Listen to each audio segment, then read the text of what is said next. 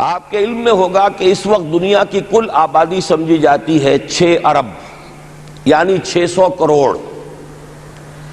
اس میں کم سے کم 120 کروڑ مسلمان ہیں امت مسلمہ. گویا کہ ہر 5واں انسان جو ہے دنیا میں وہ حضور صلی اللہ علیہ وسلم کا کلمہ پڑھتا ہے. اتنی بڑی تعداد. اس کے ساتھ ہی کتنا بڑا علاقہ جو ہے اس زمین کا وہ اللہ تعالیٰ نے اس امت کے قدموں تلے رکھا ہے.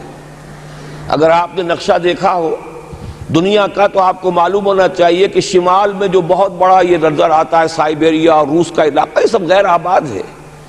اس طرح شمالی امریکہ میں بھی کینیڈا سے اوپر بڑے بڑے آپ کو بر اعظم سے نظر آئیں گے، یہ سب غیر آباد ہیں. جو آباد علاقہ ہے دنیا کا اور جو زرخیز علاقہ ہے دنیا کا، اس کا کتنا بڑا حصہ ہے کہ جو امت محمد صلی اللہ علیہ وسلم کے قدموں تلے. انڈونیشیا ملائیشیا سے چلے آئیے، اس کے بعد مسلسل چاہے کہیں مسلمان اقلیت میں تھوڑے بہت ہیں، لیکن پھر بنگلہ دیش آتا ہے، بڑی عظیم اکثریت کا ملک ہے. پھر بھارت میں اگرچہ اقلیت میں ہے لیکن 20 کروڑ مسلمان بھارت میں اس وقت ہے. پھر جو پاکستان سے شروع ہوا سلسلہ، افغانستان، ایران، چلتے جائیے ادھر ترکستان، چینی ترکستان، روسی ترکستان، پھر آگے چلیے عالم عرب، افریقہ کا پورا شمالی علاقہ، افریقہ کا تقریباً سارا وسطی علاقہ. یہ سب کیا ہے؟ کتنا بڑا رقبہ ہے. اور ہر طرح کی نعمت اللہ نے دی ہے. اس میں نباتات بھی ہیں، اس میں معدنیات بھی ہیں، اور سب سے بڑھ کر آج کی دنیا میں جو اہم ترین شے ہے کہ پیٹرول جو ہے، تیل جو ہے، اس کے سب سے بڑے ذخائر وہ ہیں کہ جو مسلمانوں کے قدمے تلے. اتنی تعداد میں ہونے کے باوجود، اتنے وسائل کے پر بظاہر قابض ہونے کے باوجود، سوال یہ ہے کہ کیا آج دنیا میں امت مسلمہ کو عزت حاصل ہے یا یہ ذلیل ہے؟ اسے غلبہ حاصل ہے یا مغلوب ہے؟ اسے کوئی دنیا میں وقار حاصل ہے یا یہ بالکل بے وقار ہو کر رہ گئی؟ یہ بات ہے جو ہمارے سمجھنے کی ہے. آج کیوں ذلیل کہ کل تک نہ تھی پسند گستاخی فرشتہ ہماری جناب میں. اس وقت صورت یہ ہو چکی ہے، آپ کو معلوم ہے کہ ہر جگہ پر پسماندگی کا نشان مسلمان ہیں. ہمارے سارے وسائل پر دوسروں کا قبضہ ہے. ایک ہی شے رہ گئی تھی تیل، خلیج کا تیل، اس پر بھی آ کر امریکہ کی فوجیں اس کے سر پر بیٹھ گئی ہیں. سارا کا سارا تیل اب ان کے قبضے میں ہے. ادھر خلیج کے دہانے کے دونوں طرف وہ اپنے مورچے بنا رہے ہیں تاکہ یہاں کسی کا داخلہ نہ ہو سکے. بڑے بڑے جتنے لوگ ہمارے ہیں ان سب کی دولت ان کے پاس ہے. کہنے کو تو سلطان آف برونائی دنیا کا امیر ترین آدمی ہے، لیکن دولت ہے کہاں اس کی؟ انویسٹڈ تو وہی ہے، اسی کے بینکوں میں ہے، انہی کی کمپنیوں میں ہے. کسی کے پاس کچھ نہیں ہے. سعودی عرب کے کوئی ڈالرز ہیں تو کہاں ہیں؟ جیسے شہنشاہ ایران کا جو اثاثہ تھا، سرمایہ تھا، جو سارا کا سارا انہوں نے جو ہے وہ فریز کر لیا. تو یہ دولت تو ساری وہی ہے. کہنے کو ہے کہ آپ کے اکاؤنٹ میں اتنا روپیہ ہے، لیکن سوال یہ ہے کہ وہ اکاؤنٹ فی الواقع کس کے قبضے میں ہے؟ پھر آپ کو معلوم ہے کس طریقے سے مسلمانوں کے ساتھ سلوک ہو رہا ہے. ہر جگہ پر جہاں چاہیں، جس طرح چاہیں انہیں ستا لیں. اور ان میں بھی سب سے بڑھ کر جو بات میں آپ سے کہوں گا، آج دنیا میں جتنے بڑے پیمانے پر محمد عربی صلی اللہ علیہ وسلم کی توہین و تذلیل ہوئی ہے، پوری انسانی تاریخ میں نہیں ہوئی. رشدی نے کتاب لکھی، بدترین حملے کیے. کیا رنگیلا رسول کتاب تھی جو لکھی تھی کسی ہندو نے، جس کو کہ ایک مسلمان نے پھر خنجر گھونپ کر اور ہلاک کر دیا تھا. وہ تو کچھ بھی نہیں تھی. اس کتاب کو رنگیلا رسول کو 100 سے ضرب دیجئے تو یہ کتاب بنتی ہے سیٹنک ورسز، اور وہ ملینز نہیں بلینز کی تعداد میں شائع ہوئی. اس کے خلاف احتجاج اگر کسی نے کیا ہے تو ان کے اوپر جوتے پڑے ہیں، ان پر ڈنڈے پڑے ہیں. پوری مغربی دنیا اس کے پیچھے آ گئی ہے، سپورٹ کیا ہے.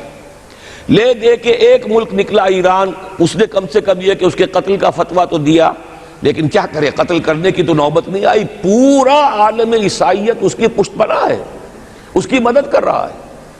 یہ اتنی بڑی توہین محمد رسول اللہ صلی اللہ علیہ وسلم کی اور آپ کی ازواج مطہرات کی اور یہ بظاہر ایک ایسے شخص کے ہاتھوں جس کا نام مسلمانوں کا سا ہے، اس کا اتنا بڑے پیمانے پر ہونا، اور پھر یہ کہ مسلمان 120 کروڑ ہونے کے باوجود کچھ نہیں کر سکتے۔ میں وہ چیزیں نہیں گنوانا چاہتا کہ 15 لاکھ جو ہیں وہ ہمارے افغان بھائی جو ہیں انہوں نے جانیں دیں، فائدہ کس کو پہنچا؟ تاحال امریکہ کو، کہ اس کی جو مد مقابل قوت تھی USSR وہ ختم ہو گئی۔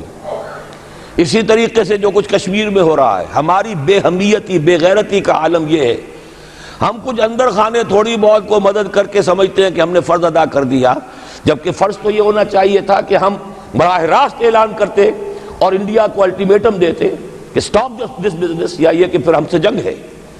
جنگ کا نتیجہ تو پھر اللہ جس کو چاہے دے گا، اگر انسان اللہ تعالیٰ پر اعتماد رکھتا ہو، توکل رکھتا ہو، اپنے موقف کی حقانیت پر بھی اسے یقین ہو، تو کم من فیۃ قلیلۃ غلبت فیۃ کثیرۃ، تاریخ میں ہمیشہ ہوتا آیا ہے کہ چھوٹی قوتیں جو ہیں ان کو غلبہ اللہ نے عطا کیا ہے بڑی قوتوں پر، لیکن بے غیرتی کا عالم یہ ہے، بے حمیتی کا عالم یہ ہے۔ زبانی کلامی ہم سے بڑا ہمدرد کوئی نہیں مسلمانان کشمیر کا، جس لیڈر کو دیکھو بڑھ چڑھ کر بیان دے گا، لیکن عملاً ہم کیا کر رہے ہیں؟ یہ ساری صورتحال جو میں نے آپ کو بتائی ہے، ویسے تو اب یہ کہ اگر اس میں ایک خاکہ سا میں نے آپ کے سامنے رکھا ہے، اس میں رنگ بھروں تو ظاہر ہے کہ یہ پورا گھنٹہ اسی میں لگ جائے گا، لیکن جو اس کا اصل لب لباب ہے وہ یہ ہے کہ ہم اپنی جگہ بڑے خوش ہیں کہ ہم امت مرحوم ہیں، ہم تو امت محمد ہیں صلی اللہ علیہ وسلم، ہم تو اللہ کے پیارے ہیں، ہم اللہ کے لاڈلے ہیں، ہمیں اللہ کی شفاعت، ہمیں اللہ کے رسول کی شفاعت بھی ملے گی، جنت تو گویا کہ ہمارا پیدائشی مقام ہے۔ یہ سارے جو بھی ہمارے ذہنوں کے اندر ہیں خیالات، اور یہ جو ہمارے من گھڑت عقائد ہیں، آپ سوچئے کہ جب ہم جو آبجیکٹیو کنڈیشنز ہیں، گیون کنڈیشنز ہیں، جو سامنے کے حالات ہیں، ان سے جب تقابل کرتے تو معاملہ بہت مختلف ہے۔ یہ کیوں ہے؟ اصل میں سوال جب تک آپ اپنے سامنے نہیں رکھیں گے، اس کا جواب جو ہے اب اس پر غور کیجئے، کیوں ہے؟ کیا اللہ تعالیٰ کو محمد الرسول اللہ کی عزت و حرمت پیاری نہیں ہے؟ کیا محمد الرسول اللہ اللہ کے پیارے نہیں ہیں؟ حبیب رب العالمین نہیں ہے؟ کیا اللہ تعالیٰ کو کفار سے زیادہ محبت ہے؟ کیا وجہ ہے؟ رحمتیں ہیں تیری اغیار کے کاشانوں پر، اور برف گرتی ہے تو بیچارے مسلمانوں پر۔ سائنس میں وہ آگے ہیں، مالیات پر ان کا شکنجہ کسا ہوا ہے پوری دنیا پر، تہذیب ان کی ہے، تمدن ان کا ہے، ہم تو ان کے کیمپ فالوورز ہیں، نقش قدم پر چل رہے ہیں، ہم تو ان کی صرف یہ کہ نقالی کر رہے ہیں۔ تو سوچئے وجہ کیا ہے؟ کیا اللہ کو کفر زیادہ پسند ہے اسلام سے؟ کیا اللہ کو محمد الرسول اللہ صلی اللہ علیہ وسلم کی عزت و حرمت کا کوئی خیال نہیں؟ سوچنے کی بات ہے۔ ظاہر بات ہے کہ ان سوالات کا جواب تو ہاں میں آپ نہیں دے سکتے، یقیناً ایسا نہیں ہے۔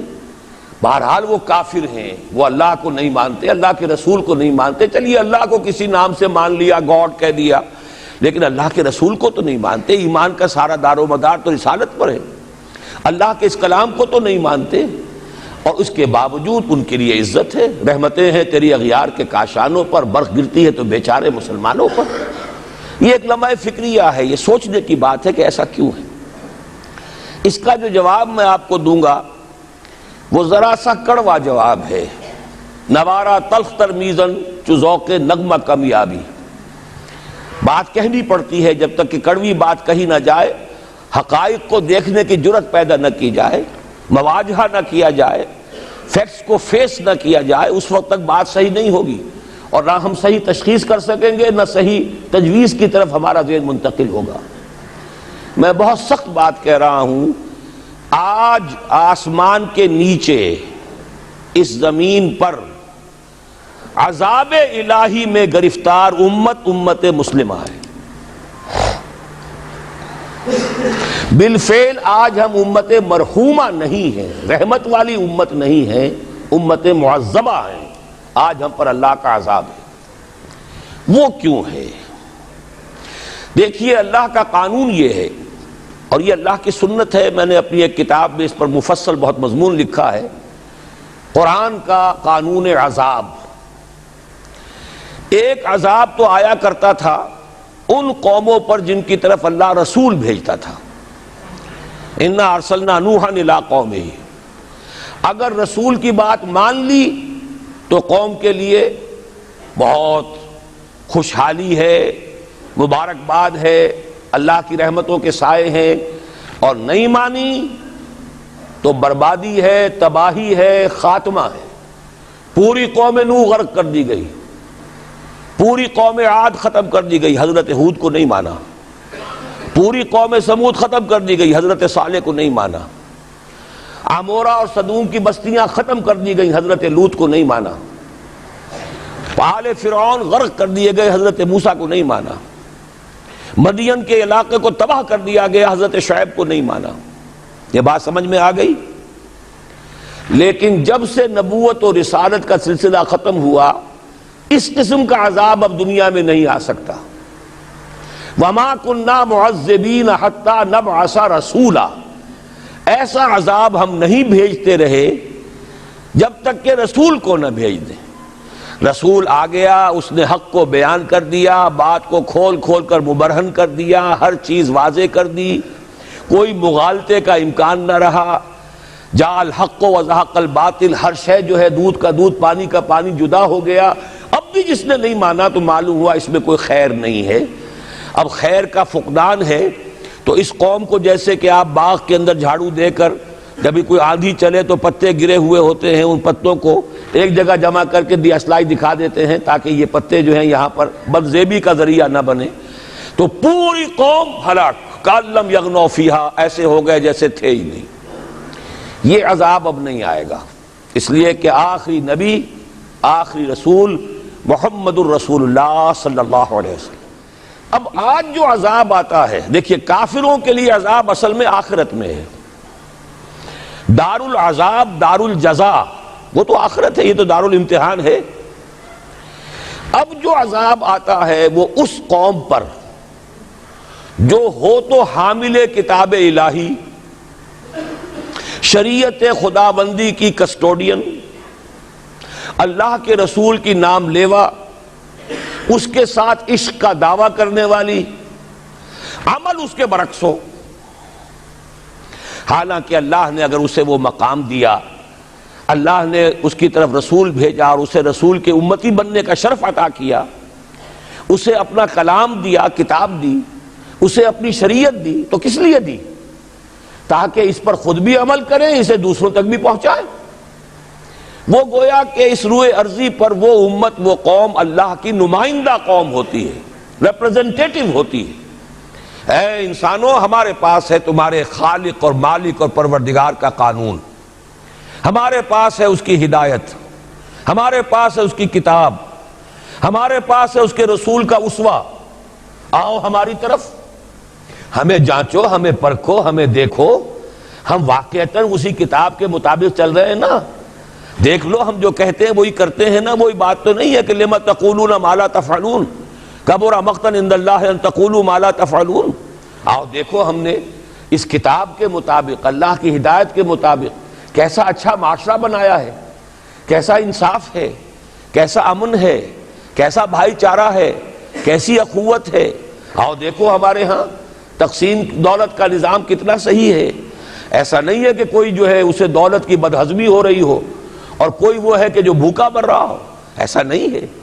دیکھو ہمارے ہاں انسانی شرافت، انسانی عزت، انسانی پریسٹیج اور انسانی حقوق بہتر سے بہتر شکل میں موجود ہیں، حریت ہے، آزادی اظہار رائے ہے، سب کچھ ہے۔ یہ کام اگر وہ امت کرے تو اس سے زیادہ خوش نصیب کوئی نہیں۔ پھر دنیا میں اس کو غلبہ ہوگا، دنیا کی خلافت اس کو دی جائے گی، دنیا کی امامت اس کو دی جائے گی، دنیا کی قیادت اس کو دی جائے گی۔ جیسے کبھی اقبال نے کہا تھا کہ سبق پھر پڑھ شجاعت کا، عدالت کا، صداقت کا، لیا جائے گا تجھ سے کام دنیا کی امامت کا۔ لیکن پھر وہی سبق پڑھنا پڑے گا جو صحابہ کرام نے پڑھا تھا۔ جب صحابہ کرام نے وہ سبق پڑھا تھا تو دنیا کی امامت اللہ نے ان کو عطا کی تھی کہ نہیں کی تھی؟ اگر تو اس کے مطابق عمل ہے تو ان سے زیادہ اللہ کو محبوب کوئی نہیں، اور اگر طرز عمل برعکس ہو جائے، کہیں کچھ اور کریں کچھ اور، کہیں یہ کہ قرآن پر ہمارا ایمان ہے اور اس کے قانون کو نافذ نہ کریں، کہیں یہ کہ ہماری تو محبوب ترین شخصیت محمد ہیں اور ان کی سنت کے اوپر عمل نہ کریں صلی اللہ علیہ وسلم. قرآن نے جس شے کو حرام کیا ہے اس کا استعمال کر رہے ہوں. اگر طرز عمل یہ ہو اور یہ طرز عمل اس حد کو پہنچ جائے کہ دنیا تانے دے یہ مسلمان کہاں اسلام دنیا میں ہمیں دکھاؤ, کہاں اسلام؟ یہ مسلمان کیا اسلام پر کاربند ہیں؟ جارج برنارڈ شاہ نے کہا تھا کہ میں جب قرآن پڑھتا ہوں تو محسوس کرتا ہوں اس سے بہتر کتاب کوئی ممکن نہیں, لیکن جب مسلمانوں کو دیکھتا ہوں تو محسوس کرتا ہوں ان سے زیادہ ذلیل قوم دنیا میں کوئی نہیں. یہ کنٹراسٹ ہے جو ہم اپنے وجود سے پیش کر رہے ہیں. کیا اس کی وجہ سے لوگ اسلام کی طرف راغب ہوں گے یا اسلام سے متنفر ہوں گے؟ کیا ہمارا منہ ہوتا ہے ہم باہر جاتے ہیں؟ اسی لیے ہم تو تبلیغ, میں تو کم سے کم وہاں جا کر جو مسلمان کھوئی ہوئی بھیڑیں ہیں امت محمد صلی اللہ علیہ وسلم کی, انہی کو ریکلیم کرنے کی کوشش کرتا ہوں. جیسے کہ حضرت مسیح نے کہا تھا میں تو بنی اسرائیل کے گھرانے کی کھوئی ہوئی بھیڑوں کی تلاش میں آیا ہوں. میرا منہ نہیں ہے کہ میں وہاں کسی امریکن سے بات کروں. وہ یہ کہے گا تم اپنا گھر تو سنوارو, فزیشن ہیل تھائی سیلف. تم ایک چھوٹا سا ملک نہیں چلا سکتے, تم نے اس کا بیڑا غرق کر کے رکھ دیا ہے. تم نے اسے کورٹ آف وارڈ بنوا دیا ہے IMF کا. ہاں یہاں تو گھڑی گھڑی جو ہے قرقمین آتے ہیں IMF کے اور ورلڈ بینک کے قرقی کرنے کے لیے. ہر روز ایک نئی قرقی ہو رہی ہے, ہر روز جو ہے آج پھر گاڑیوں کا کرایہ بڑھ رہا ہے, بجلی کا کرایہ قرقی ہو رہی ہے. عوام کے اندر جو بھی راہ رہ گیا اسے بھی چوسنے کا اور کشید کرنے کے لیے. ایک حکومت کو گرا دو وہ تو بدنام کر دی گئی, دوسری حکومت لے آؤ اس کے ہاتھوں کچھ کام کروا لو, وہ بدنام ہو جائیں گے تو ان کو بھی ہٹا دینا. ان کا کیا کھیل ہے؟ یہ کھیل کھیلتے رہیں گے اور اس میں یہ ہے کہ اپنی قرقیاں کرتے چلے جاؤ. یہ حال اب کیا میرا منہ ہے کہ میں جا کر وہاں بات کروں؟ تم اپنے گھر کو دیکھو, تم اپنے ملک کو دیکھو. ایک وہ ہے جنہیں تصویر بنا آتی ہے, ایک تم ہو کہ لیے اپنی بھی صورت کو بگاڑ. ایک ہی ساتھ تم آزاد ہوئے تھے, ہندو بھی تھے کہ نہیں تھے. انہوں نے اس ملک کو بنایا ہے, اپنی معیشت کو, اپنی اکانومی کو اپنی بنیادوں پر, اپنے پاؤں پر, اپنے پیروں پر کھڑا کیا ہے. آج جو ہے وہ ایک منی سپر پاور بن چکا ہے. اور وہ کہ ڈرتا تھا پاکستان دو طرف سے ہمیں جو ہے قابو میں کر لے گا. پہلے تقریباً 20 برس جو ہیں ہندوستان کے, بھارت کے کانپتے ہوئے گزرے ہیں پاکستان سے. اب 30 برس سے جو صورتحال ہے وہ آپ کو معلوم ہے. تو صورت یہ ہے کہ جب کوئی قوم جو امت مسلمہ ہو یہ طرز عمل اختیار کرتی ہے تو عذاب اس پر آتا ہے. بڑی کڑوی بات ہے. آج عذاب کفار پر نہیں آ رہا, وہ تو اللہ تعالیٰ ان سے آخرت میں نبٹ لے گا, اور آخرت تو ہے ہمیشہ کی, بڑا سو عذاب تو وہی کا ہے. وَلَعَذَابُ الْآخِرَةِ أَكْبَرُ لَوْ كَانُوا يَعْلَمُونَ. دنیا میں کفار پر عذاب آتا تھا جب کوئی رسول بھیج دیا جائے, اب رسول آئے گا نہیں, لیکن اب دنیا میں جو عذاب آتا ہے وہ مسلمان امت پر آتا ہے.